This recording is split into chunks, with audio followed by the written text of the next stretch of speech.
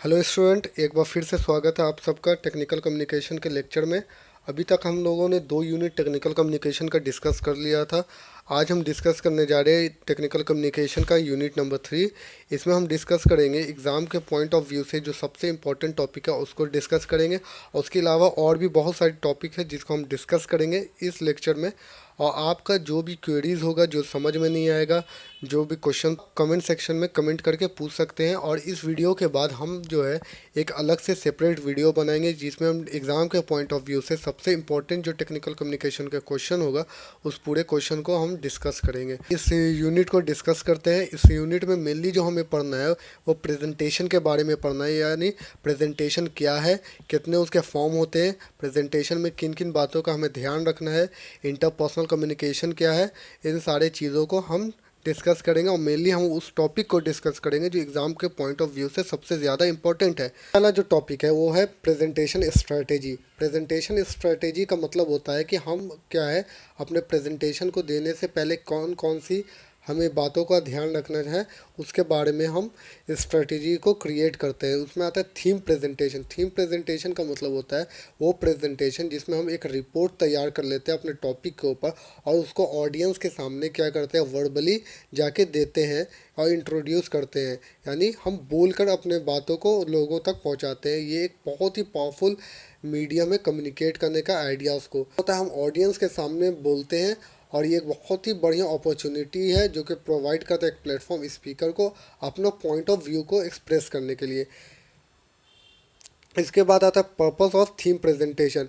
Theme presentation का purpose क्या है, यानी क्यों इसकी ज़रूरत पड़ती है थीम प्रेजेंटेशन का। तो थीम प्रेजेंटेशन का जो मेन पर्पस है, the purpose of the presentation determine the content and style of the presentation. ये डिटरमाइन करता है कंटेंट क्या है प्रेजेंटेशन का, और स्टाइल ऑफ प्रेजेंटेशन, किस स्टाइल में, किस वे में हम प्रेजेंटेशन को देंगे, यानी टू इन्फॉर्म, टू परस्यूड और टू इंटरटेन, यानी इन्फॉर्म करेंगे हम, मोटिवेट करेंगे या इंटरटेन करेंगे। इससे हमें पता चल जाता है थीम प्रेजेंटेशन से। सबसे पहला आता है टू इन्फॉर्म। इन्फॉर्म में क्या होता है, इसका पर्पस होता है प्रेजेंटेशन का सिंपली प्रोवाइड करो इन्फॉर्मेशन, यानी इन्फॉर्मेशन प्रोवाइड करना सामने वाले ऑडियंस को।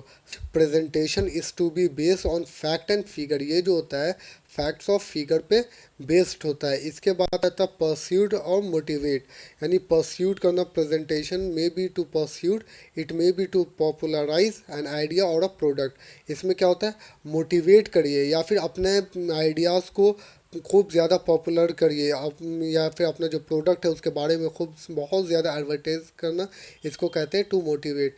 इन such presentation the presenter has to proceed with certain argument and suggestion. इसमें क्या प्रेजेंटेशन को प्रेजेंट कर रहा है उसको बहुत सारे आर्गूमेंट से और सजेशन से गुजरना होता है। उसके बाद एक कंक्लूज़न और एक रिकमेंडेशन को वो क्या करता है, बनाता है, पहुंचता है वहाँ पर। उसके देखिए उसके बाद आता है टू इंटरटेन। इंटरटेन में क्या आता है, इसका जो दो पर्पसेस होता है, कभी होता है ओरल प्रेजेंटेशन, इसमें क्या होता है हम इंटरटेन करने के पर्पस से इसको बनाते हैं। इसमें क्या होता है, स्पीकर जो है कुछ स्ट्रेटेजीज़ को क्रिएट करता है जिसमें ह्यूमर्स को, नरेशंस को वो यूज़ करता है मॉनिटरिंग को ब्रेक करने के लिए प्रेजेंटेशन को। इसमें बहुत सारे वैराइटीज़ ऑफ सेंटेंस को यूज़ करते हैं, जैसे कि such as affirmative, negative and interrogative to evaluate the mood of the audience, यानी ऑडियंस के मूड को चेंज करने के लिए हम तरह तरह के क्या कहते हैं सेंटेंसेस को यूज़ करते हैं और उसे चेंज करते हैं अकॉर्डिंग टू द ऑडियंस। फिर लास्ट आता है टू इन्फॉर्म। इन्फॉर्म में क्या होता है, it can also be a purpose of presentation. ये एक तरीके का पर्पस हो सकता है प्रेजेंटेशन। फिर आता है ऑडियंस एंड लोकल। इसमें क्या होता है, हमें ऑडियंस को समझना बहुत ही ज़्यादा ज़रूरी है। अगर आप चाहते हैं कि आपका प्रेजेंटेशन जो है सक्सेसफुल हो, इफ़ेक्टिव प्रेजेंटेशन हो, तो आपको अपनी ऑडियंस को समझना बहुत ही ज़्यादा ज़रूरी है। इसीलिए सबसे पहले प्रेजेंटेशन को देने से पहले आप सबसे पहले क्या करें, आइडेंटिफाई करिए प्राइमरी ऑडियंस को। इसलिए आप कोई भी प्रेजेंटेशन को देने से पहले आप अपने आइडेंटिफाई कर लीजिए प्राइमरी ऑडियंस को, यानी प्राइमरी ऑडियंस जो है वो कौन है, और आप उससे छांट लीजिए आइडेंटिफाई कर लीजिए, डिटरमाइन कर लीजिए ऑडियंस का साइज़ क्या है, कितनी बड़ी ऑडियंस है। जितनी लार्ज ऑडियंस होगा उतना ज़्यादा आपको टेंशन होगा, इसलिए पहले ही ऑडियंस की साइज़ जो है, लेंथ जो है, उसको आप डिसाइड कर लीजिए, जान लीजिए कि ऑडियंस कितनी बड़ी है। उस हिसाब से आप अपनी स्ट्रेटेजीज़ को, अपने प्रेजेंटेशन को प्रेजेंट करिएगा। डिटरमाइन करिए ऑडियंस कंपोजिशन, यानी रिकॉग्नाइज करिए उसके नीड्स क्या है, ऑडियंस का की ज़रूरत क्या है, इंटरेस्ट किस चीज़ में ऑडियंस का, एटीट्यूड्स क्या है, कल्चर और बैरियर्स क्या क्या है। ये सारी चीज़ को आप पहले ही डिटरमाइन कर लीजिए। अदर और एक और जो पॉइंट है जिस पे हमें सबसे ज़्यादा ध्यान जो देना है वो है diversity of the target audience, because the multi culturalism will affect how the speaker message are conveys, composed, delivered, received and interpreted।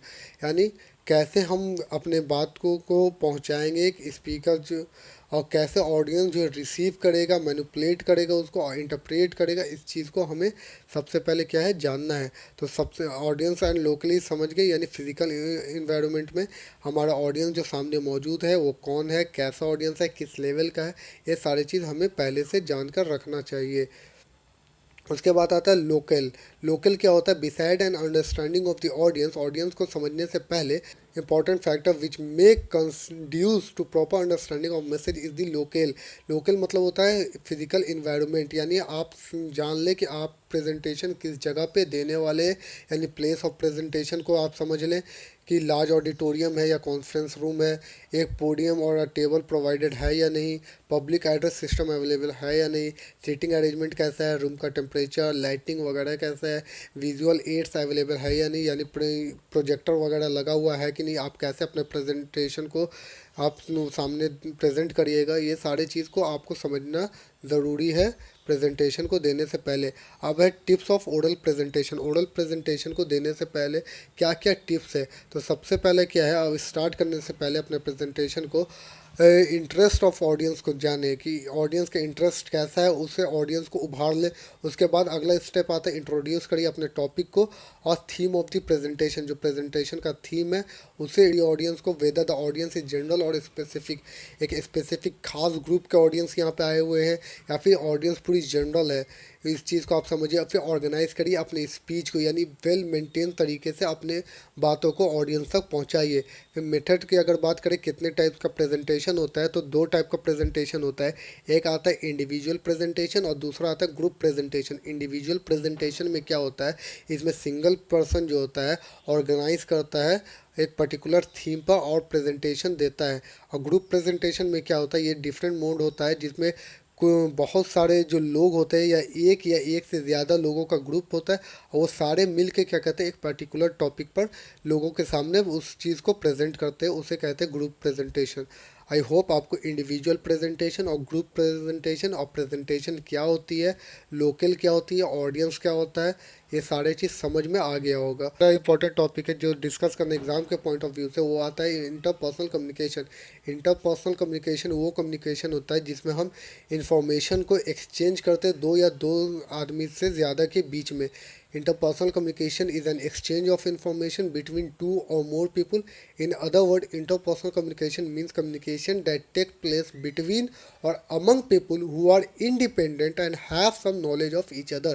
यानी interpersonal communication का मतलब होता है जिसमें हम क्या कर रहे हैं, अपने वर्ड्स को या अपनी बातों को ट्रांसफ़र कर रहे हैं किसके बीच में, दो या दो से ज़्यादा लोगों के बीच में जो कि नॉलेज रखते हैं उस पर्टिकुलर चीज़ के बारे में, उस पर्टिकुलर टॉपिक के बारे में उनको पहले से नॉलेज है और उनके साथ हम क्या कर रहे हैं, डिस्कस कर रहे हैं उस चीज़ को, तो उसको कहते हैं इंटरपर्सनल कम्युनिकेशन।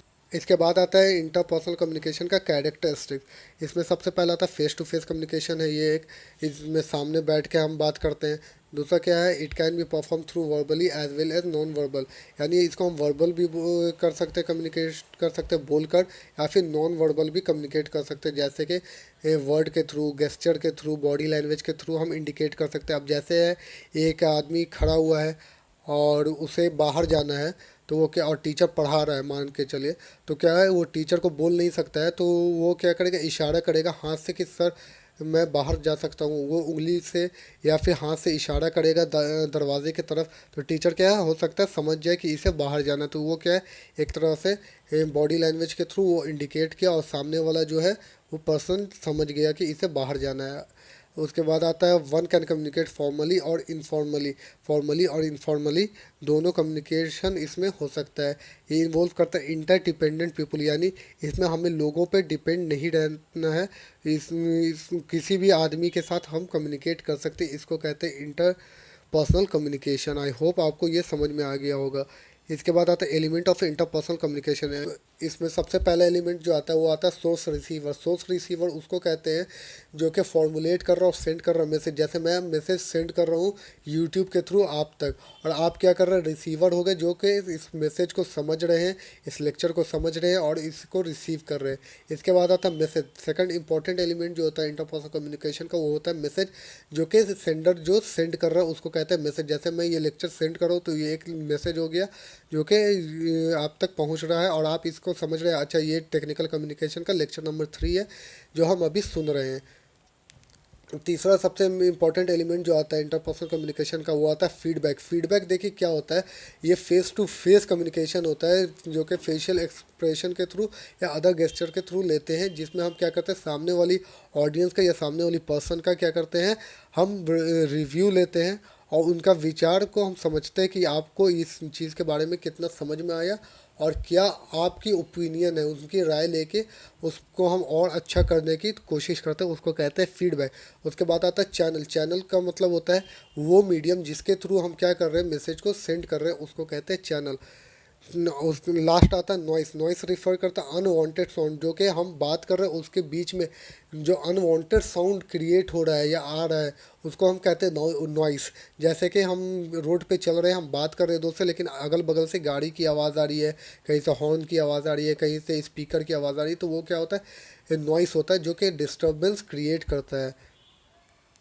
इसके बाद आता है दोस्तों जो सबसे इम्पोर्टेंट टॉपिक है एग्ज़ाम के पॉइंट ऑफ व्यू से, वो है क्लासरूम प्रेजेंटेशन। क्लासरूम प्रेजेंटेशन जो है बहुत ही ज़्यादा इम्पोर्टेंट टॉपिक है, और ये प्रेजेंटेशन इसलिए ज़रूरी होता है क्योंकि इसमें जो है स्टूडेंट के अंदर एक कॉन्फिडेंस बिल्डअप किया जाता है, और इससे क्या होता है उसके अंदर communication skill, reading skill, writing skill, speaking skill, listening skill, ये सारे चीज़ जो होता है वो इम्प्रूव होता है, और ये सारे चीज़ों को ये इंक्लूड करता है classroom presentation. To presentation in a classroom, the student presenter is able to inform and persuade his her class fellow with the idea which he or she has.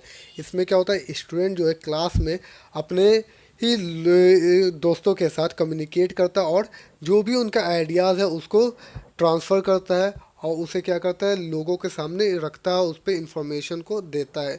इसको कहते हैं क्लासरूम प्रेजेंटेशन। अब आता है tips for student, यानी presentation skill, क्या क्या skills हमारे अंदर होना चाहिए और प्रेजेंटेशन देने से पहले हमें क्या किन किन बातों का ध्यान रखना चाहिए। तो मेन पॉइंट जो है वो होता है बैकबोन ऑफ योर प्रेजेंटेशन। हमारे प्रेजेंटेशन का बैकबोन को ध्यान रखना है। Don't read from your notes, यानी नोट्स से आप रीड ना करें। ऐसा आप ना करें कि एक पेज में आप लिख के चले गए हैं और आप उसी को रीड आउट कर रहे हैं, तो इससे क्या होता है ऑडियंस बोर हो जाएगी और उसे समझने में काफ़ी ज़्यादा डिफ़िकल्टी पैदा होगा, और इससे क्या होगा आपके प्रेजेंटेशन की जो लेवल है वो काफ़ी ज़्यादा डाउन हो जाएगा। उसके बाद क्या करना है, आपको प्रिपेयर करना है क्यू को, कार्ड्स को विथ कीवर्ड्स ऑन देम। उसमें कीवर्ड्स को आप यूज़ करें और अच्छे अच्छे पॉइंट्स को आप क्या करें नोट डाउन कर लें। विजुअल एड्स को यूज़ करें जैसे कि चार्ट्स है, प्रेजेंटेशन में ग्राफ्स है, स्लाइड्स है, ये सारी चीज़ को आप अगर हम यूज़ करते हैं तो इसमें क्या होता है हमारे प्रेजेंटेशन के जो लेवल है वो काफ़ी ज़्यादा बढ़ जाता है और आसानी से लोगों को समझ में आता है। उसके बाद आता है दोस्तों सबसे इम्पोर्टेंट चीज़ जो है ड्रेसअप। ड्रेसअप अगर आप अच्छे से करते हैं तो अंदर से आपको एक पॉजिटिविटी क्रिएट होता है और कॉन्फिडेंस बिल्डअप होता है। इसलिए आप जब भी प्रेजेंटेशन देने जाएँ तो अपने आप को वेल ड्रेसअप करके जाएँ। इसके बाद आता है लास्ट पॉइंट जो है आपको स्पीक करना है, बोलना है बहुत ही ज़्यादा clearly and loud enough for your audience to hear, यानी आप इतना ज़ोर से बोले कि आपकी ऑडियंस जो सामने बैठी हुई है वो साफ आपकी आवाज़ को सुन पाए और समझ पाए, और बिल्कुल क्लियर और आराम आराम से बोले। इसके बाद जो सबसे इम्पोर्टेंट टॉपिक आता है एग्जाम के पॉइंट ऑफ व्यू से, वो आता है इंडिविजुअल कॉन्फ्रेंसिंग। कॉन्फ्रेंसिंग जो होता है दोस्तों, उसको डिज़ाइन करते हैं एक पर्पस के लिए। जो मेन पर्पस होता है इंडिविजुअल कॉन्फ्रेंसिंग का, वो ये होता है ताकि हम हेल्प कर सके सामने वाले पर्सन को, ताकि वो इजीली अपने गोल को अचीव कर सके। इसमें क्या होता है, conferencing with an individual should be conducted in privacy. Conferencing जो हम करते हैं इंडिविजुअल, वो क्या प्राइवेसी में कंडक्ट कराते हैं। The person who conduct the individual conferencing should have a positive outlook. एक पॉजिटिव आउटलुक उसके पास होना चाहिए जो पर्सन कंडक्ट करा रहा है इंडिविजुअल कॉन्फ्रेंसिंग। और the conferencing session should be conducted from time to time according to the need of the hour. जैसे जैसे हमारी ज़रूरत है उस हिसाब से टाइम टू टाइम हम इंडिविजुअल कॉन्फ्रेंसिंग को कंडक्ट कराएंगे। इसके बाद सबसे इम्पॉर्टेंट टॉपिक जो आता है पब्लिक स्पीकिंग आता है एग्ज़ाम के पॉइंट ऑफ व्यू से। पब्लिक स्पीकिंग क्या होता है, पब्लिक स्पीकिंग वो प्रोसेस है जिसमें हम एक्ट करते हैं या परफॉर्म करते हैं एक स्पीच को टू द लाइव ऑडियंस, यानी सामने बैठी हुई ऑडियंस से हम डायरेक्ट लाइव कम्युनिकेट कर रहे किसी भी पर्टिकुलर टॉपिक के ऊपर, उसको कहते हैं public speaking. Public speaking is commonly understood as formal. ये एक फॉर्मल होता है जिसमें हम फेस टू फेस बोलते हैं सिंगल पर्सन या ग्रुप ऑफ लिसनर के साथ। एक सिंगल पर्सन है जो कि ग्रुप ऑफ लिसनर बहुत सारे बैठे हुए हैं सुनने वाले ऑडियंस, उनके सामने हम क्या कर रहे हैं, प्रेजेंट कर रहे हैं, उसको कहते हैं public speaking. Profile of a good speaker. Good speaker का प्रोफाइल क्या होना चाहिए। गुड स्पीकर हमेशा जो है इंथुजियास्टिक होना चाहिए, यानी एनर्जी से भरा हुआ होना चाहिए। अर्नेस्ट, यानी हमेशा कुछ ना कुछ अर्न करे, सीखे। एक गुड स्पीकर जो है उसके पास रिस्पॉन्सिबिलिटी होनी चाहिए, सुनने की रिस्पॉन्सिबिलिटी होनी चाहिए अदर ऑन दी प्रोग्राम, यानी सेंस ऑफ रिस्पॉन्सिबिलिटी होनी चाहिए जो साम प्रोग्राम कर रहे हो उसके बारे में। Good speaker has a sense of responsibility to the subject, यानी जिस सब्जेक्ट के बारे में बोल रहा है उसकी रिस्पॉन्सिबिलिटी होनी चाहिए अच्छी। A good speaker has a sense of leadership, leadership quality उसके अंदर होनी चाहिए। और इसी तरीके से बहुत सारी चीज़ उसके अंदर होनी चाहिए अगर उसे एक गुड स्पीकर बनना है तो। क्या क्या होना चाहिए, एनर्जी होनी चाहिए, एंथुसियास्टिक, ऑनेस्ट होना चाहिए, रिस्पॉन्सिबिलिटी होनी चाहिए टू द लिसनर, रिस्पॉन्सिबिलिटी होनी चाहिए other on the program, responsibility होनी चाहिए on to the subject, sense of leadership होनी चाहिए, बैलेंस्ड एंड सेन होनी चाहिए, sense of humour in the speech होनी चाहिए।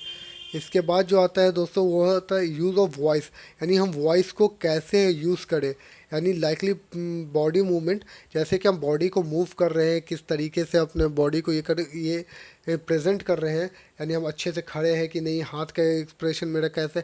इसी तरीके से वॉइस को भी हमें अच्छे तरीके से यूज़ करना बहुत ज़्यादा ज़रूरी होता है प्रेजेंटेशन को सक्सेस करने के लिए।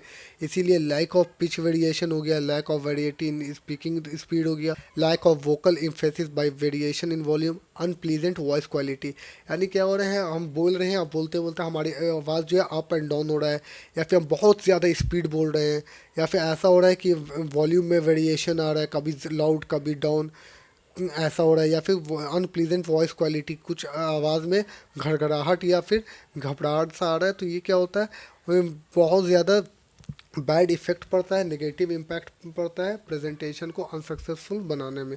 इसके बाद आता है इम्पर्सनल कम्युनिकेशन। इम्पर्सनल कम्युनिकेशन क्या होता है, इम्पर्सनल कम्युनिकेशन को डिफाइन करता है as a type of communication और interaction that is based specifically on a social role, जिस जो कि बेस होता है कोई सोशल रोल पे, स्पेसिफिक सोशल रोल पे बेस्ड होता है, जिसमें कि कम्युनिकेट करते हैं हम सेल्स रिप्रेजेंटेटिव में एंड अ पोटेंशियल कस्टमर। जैसे कि कोई सेल रिप्रेजेंटेटिव है, कोई दुकान का एक क्या है, सेल पर्सन है, वो क्या कर रहा है, किसी प्रोडक्ट को कस्टमर को क्या कर उसके बारे में बता रहा है और उसे सेल कर रहा है, और उसके बारे में बहुत ज़्यादा अच्छी अच्छी बातें बता रहा है, उसे अच्छे तरीके से प्रेजेंट कर रहा है, तो उसको कहते हैं हम इन पर्सन कम्युनिकेशन, जिस जो कि सुपरफिशियल होता है, कवरिंग करता है टॉपिक नेसेसरी टू इंस्टिगेट और सिमिलर ट्रांजैक्शन। इसके बाद आता है audience participation during the presentation. Audience का पार्टिसिपेशन क्या होता है, क्यों ज़रूरी है प्रेजेंटेशन के दौरान। देखो, कोई भी प्रेजेंटेशन को सक्सेसफुल बनाने के लिए ऑडियंस बहुत ज़्यादा ज़रूरी होता है। जैसे कि हम प्रेजेंटेशन को प्रेजेंट कर रहे हैं, तो हम किसके सामने करेंगे? अगर ऑडियंस ही नहीं होगी तो हमारा प्रेजेंटेशन देखेगा कौन, सुनेगा कौन? इसीलिए ऑडियंस बहुत ही ज़्यादा ज़रूरी होता है एक प्रेजेंटेशन को सक्सेस करने के लिए। तो हम इसमें क्या करें जिससे हमारे प्रेजेंटेशन सक्सेसफुल हो? तो सबसे पहले क्या, सीरीज़ ऑफ क्वेश्चन को तैयार कर लो, और ऑडियंस के सामने प्रेजेंटेशन कंप्लीट होने के बाद ऑडियंस से क्वेश्चन पूछो, ताकि ऑडियंस को इससे पता चले, ताकि इससे पता चलेगा कि हमारी प्रेजेंटेशन कितना हद तक ऑडियंस को समझ में आई है। इसके बाद यूज़ करिए वैरायटीज़ ऑफ सेंटेंसेस को यूज़ करिए, जोक सुनाइए, ask audience to repeat information, जो आपने इन्फॉर्मेशन दिया है ऑडियंस से दोबारा उसे रिपीट करवाइए, ताकि आपको पता चलेगा कि ऑडियंस मेरी कितनी ज़्यादा अटेंटिव है और कितना ध्यान से मेरे प्रेजेंटेशन को देख रही है और सुन रही है। उसके बाद अपने प्रेजेंटेशन में वीडियोस को ऐड करिए, ताकि लोगों को समझने में ज़्यादा आसानी हो जाए। प्रॉपर्टीज़ को यूज़ करिए और प्रॉपर मॉड्यूलेशन ऑफ वॉइस को आप यूज़ करें। इसके बाद जो आता है 3 step in presentation process. Presentation process में 3 स्टेप आता है, जो कि बहुत ही ज़्यादा इंपॉर्टेंट टॉपिक है एग्ज़ाम के पॉइंट ऑफ व्यू से। सबसे पहला आता है प्लानिंग, दूसरा आता है राइटिंग, तीसरा आता है कंप्लीटिंग। प्लानिंग में क्या होता है, ये इंक्लूड करता है पर्पस एनालिसिस, जिसमें हम प्रेजेंटेशन को शुरू करने से पहले क्या करें, हम एनालाइज कर लें और जितना भी सोर्सेज हमें चाहिए प्रेजेंटेशन को तैयार करने के लिए उस टॉपिक को, और सारे रिसोर्सेज को हम क्या करें, एक जगह गैदर कर लें, और हम सब इन्वेस्टिगेट कर लें needed information and presentation to occasion and audience and a good relationship with audience establish, और ऑडियंस के साथ एक अच्छा रिलेशनशिप इस्टेब्लिश हुआ या नहीं, ये सारे चीज़ को हम। उसके बाद आता है writing, it includes the flowing theme. Writing में क्या आता है, ऑर्गेनाइज, कंपोज, कंप्लीटिंग। ऑर्गेनाइज में मतलब क्या होता है, मेन आइडिया को डिफाइन करो, लिमिट करो स्कोप को, अप्रोच को चूज़ करो, प्रिपेयर करो एक आउटलाइन और डिसाइड करो स्टाइल को। फिर आता है कंपोज। कंपोज में क्या आ गया, कंपोज प्रेजेंटेशन इंश्योर करता है इंट्रोडक्शन हो गया, बॉडी क्लोज हो गया, और क्वेश्चन और आंसर हो गया, जितना भी नेसेसरी टास्क है for an oral medium. Last आता है कंप्लीटिंग। कंप्लीटिंग का मतलब क्या होता है, रिवाइज करना और अपने पूरे प्रेजेंटेशन को एक बार शुरू से लेकर आखिरी तक देखना कि मेरा एक एक चीज़ जो है पॉइंट उसमें आया है या नहीं आया। एडिट करिए प्रेजेंटेशन को for content conciseness and clarity. Produce करिए review everything for typographical improper grammar and mechanical error. Proof proofread, यानी एक बार प्रैक्टिस कर लो प्रेजेंटेशन को, चेक कर लो location, overcoming anxiety and field question responsibility, यानी फील्ड पे कौन कौन सी क्वेश्चन पूछी जाएगी वो सारी चीज़ को आप पेयर कर लो। अब आता है, देखिए एक बहुत ही इंपॉर्टेंट क्वेश्चन है जो कि आप पूछा जाता है हर बार, give in brief some tips for presentation, यानी कुछ टिप्स हमें बताइए प्रेजेंटेशन देने के लिए।